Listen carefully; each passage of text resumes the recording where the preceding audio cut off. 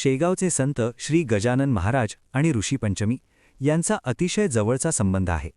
ऋषीपंचमी हा दिवस गजानन महाराजांचा पुण्यतिथी उत्सव म्हणून साजरा केला जातो. या दिवशी घडलेली कथा आणि त्याचे महत्त्व खालीलप्रमाणे आहे. 1. ऋषीपंचमीचे महत्त्व. भाद्रपद शुद्ध पंचमी, ऋषीपंचमी या दिवशी सन 1910 मध्ये श्री गजानन महाराजांनी शेगाव येथे संजीवन समाधी घेतली होती. महाराजांनी समाधी घेण्यासाठी हाच दिवस आधीच निश्चित केला होता. याची पूर्वकल्पना त्यांनी आपल्या भक्तांना दिली होती. 2. समाधी घेण्यापूर्वीचे संकेत. समाधी घेण्यापूर्वी काही काळ आधी महाराज पंढरपूरला गेले होते. तिथे त्यांनी विठ्ठलाची आज्ञा घेतली असे मानले जाते.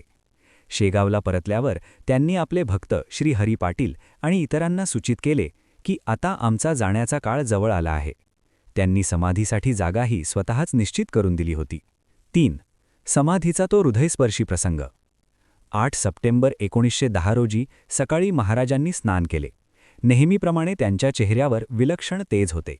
त्यांनी भक्तांना उपदेश केला. मी गेलो असे मानू नका, मी जिवंतच आहे. तुम्ही हाक मारताच मी धावून येईन. महाराज पद्मासन घालून बसले. त्यांनी आपले लक्ष भ्रूमध्यात एकाग्र केले आणि जय गजाननच्या जयघोषात आपले प्राण ब्रह्मांडात विलीन केले. तो दिवस ऋषीपंचमीचा होता. 4. ऋषी म्हणून गौरव. ऋषीपंचमी हा दिवस सप्तर्षींच्या पूजनाचा असतो. गजानन महाराजही देखील आधुनिक काळातील एक महान ऋषी आणि सिद्धपुरुष होते. त्यांनी आयुष्यभर लोकांना सन्मार्ग दाखवला आणि गण गण गणात बोते या मंत्राद्वारे ईश्वराचे चिंतन करण्यास शिकवले. त्यामुळेच त्यांचा पुण्यतिथी सोहळा ऋषीपंचमीला मोठ्या थाटामाटात साजरा होतो. 5. शेगावमधील सोहळा. दरवर्षी ऋषीपंचमीला शेगावमध्ये लाखो भक्त दर्शनासाठी येतात. या दिवशी महाराजांच्या पालखीची भव्य मिरवणूक निघते. समाधी मंदिरात विशेष पूजा आणि अभिषेक केला जातो. भक्तांना महाप्रसादाचे वाटप केले जाते.